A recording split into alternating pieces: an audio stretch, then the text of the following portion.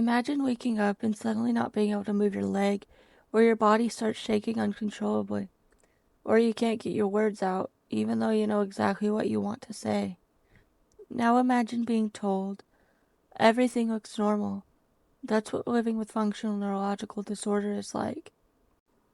Hey, my name is Destiny, and today I want to talk about something that a lot of people don't understand, functional neurological disorder, or FND. And if you've heard of it before, or you don't really understand it, you're not alone. Even a lot of people in the medical world are still learning about it. What is FND? FND is a neurological condition that affects how the brain sends and receives signals to the body. So your brain is there, your body is there, but the communication between them isn't working properly. A simple way to understand this is it's not a damage problem, it's a communication problem. Or even simpler, it's like your brain's software is glitching, but not the hardware. And I want to make this really clear. This is not fake. This is not something people are choosing. And it's not just in your head. The symptoms are real and they can be just as serious and life-altering as other neurological conditions. Why it's so misunderstood?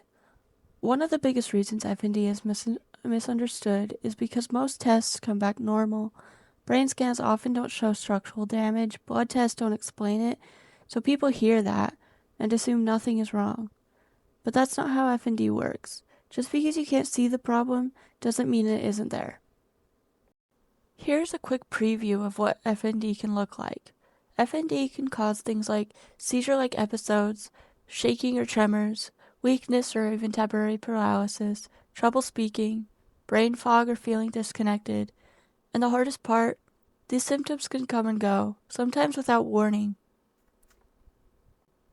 And this is where it gets really frustrating for people with FND, because from the outside, it can look confusing, it can even look fake, but on the inside, it's very real. It's your body not doing what you're telling it to.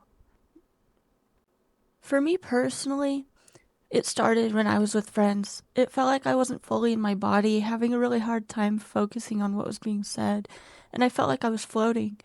A moment that stood out to me and was terrifying at the time was when I lost control over my body and I couldn't move to stop myself from falling.